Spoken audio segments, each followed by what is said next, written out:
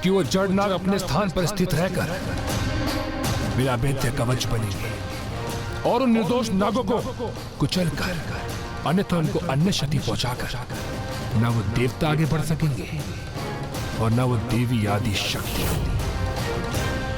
तब मैं उनसे सुरक्षित रहकर 94 करोड़ बार अनुष्ठान कर अपार शक्ति संपन्न हो जाऊंगा और युद्ध में विजय प्राप्त करूंगा।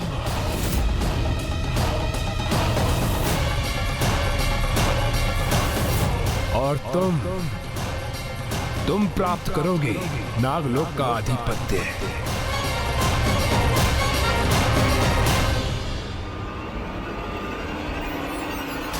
ये तो उत्तम योजना है, अति उत्तम योजना। तो इसे पूर्ण करने के लिए कभी प्रस्थान करना होगा हमें मित्र। शुभ कार्य में विलंब कैसा मित्र? और हम असुर तो शुभ और अशुभ कार्य में विलंब नहीं करते।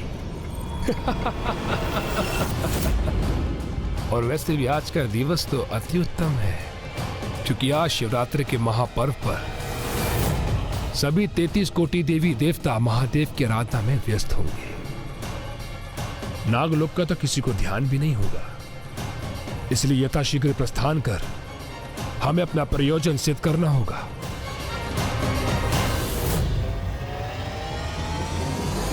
दुर्गमासुर! दुर्गमासुर!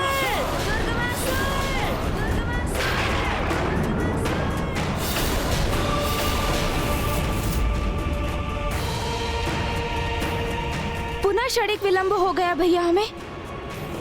अब कहाँ ढूंढे उन्हें? कहाँ गए होंगे वो दोनों? भैया ये स्वर कैसा जो वहाँ उस ओर से आ रहा है? आइए हमें शीघ्र देखना होगा।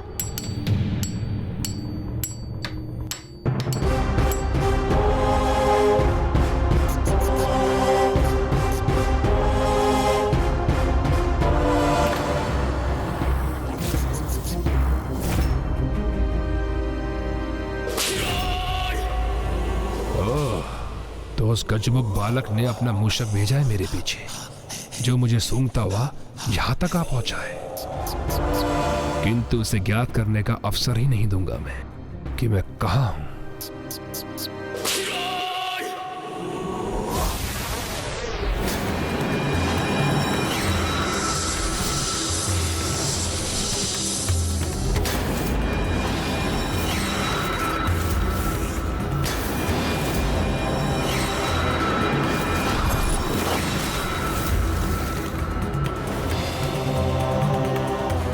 शीघ्र अति शीघ्र कि समस्त नाग हमारी माया से प्रभावित होकर हमारे इच्छा अनुसार चलेंगे और समस्त नाग लोग हमारे अधीन होगा, माया सुर के अधीन।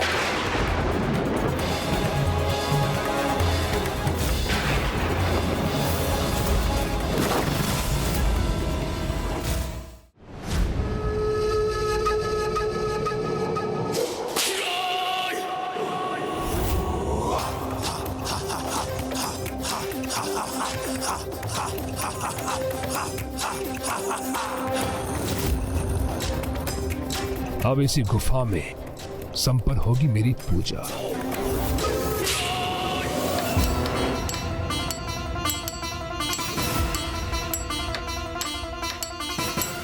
इतनी बड़ी प्रतिमा और वो भी स्वयं की।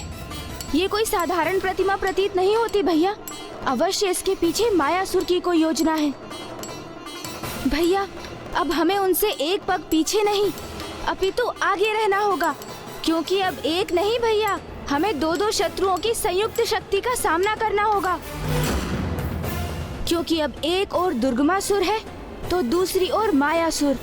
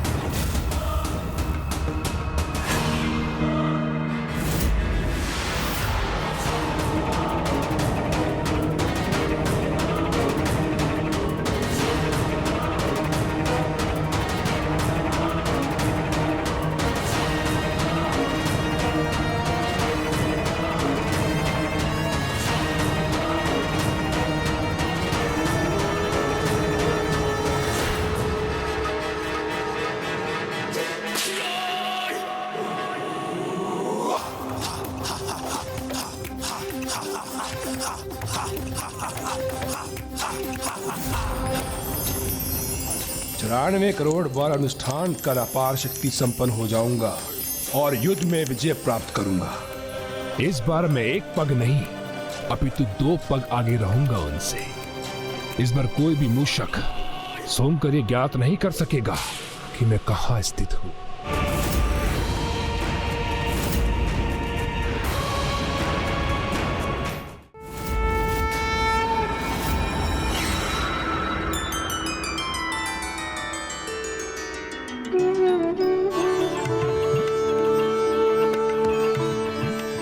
शिवरात्रि के भव्य उत्सव का आयोजन है यहाँ, जिसमें समस्त कोटि देवता उपस्थित होकर महादेव की अर्चना करेंगे।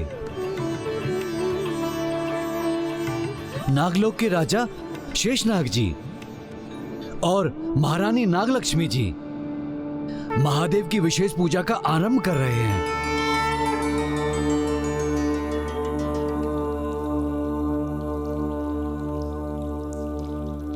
मुझे शीघ्रता करनी होगी।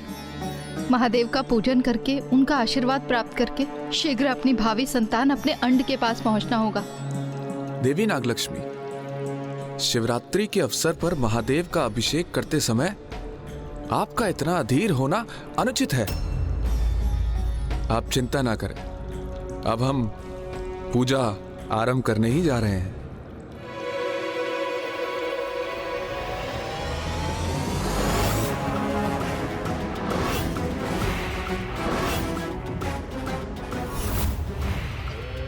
नागो, हमारे आगमन के लिए तैयार हो जाओ, क्योंकि अब शीघ्र ही मायासुर की माया आरंभ होगी नागलोक में।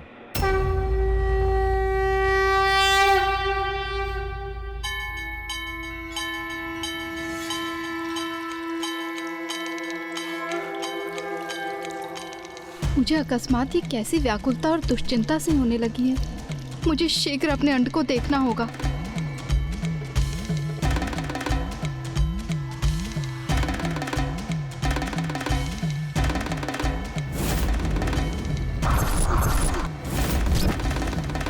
चंद्र भी पूर्ण हो गया बन के माथे की शोभा, त्रिलोचन त्रिकाल की जग में लागे अलौकिक ये आभा, बंधन का विष पान किए और नीलकंठ कहलाए, जटा में धारण करके गंगा जल की प्यास बुझाए।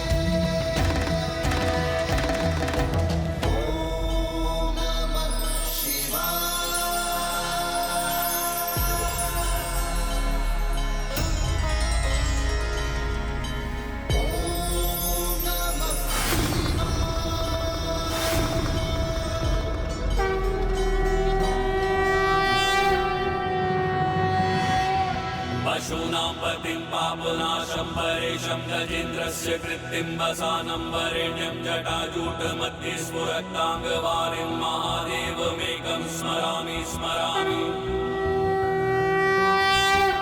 महेशं सुरेशं सुरारातिनाशं विभुं विश्वनाथं विभूत्यङ्गभूषं विरूपाक्षमिन्द्वं महीन्द्र त्रिनेत्रं सदानन्दमीडे प्रभुं पञ्चवक्त्रम्।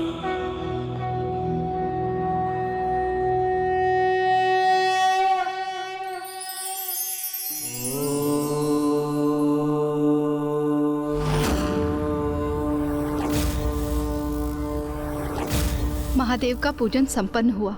अब मैं शीघ्र अपने अंड के निकट लौटती हूँ।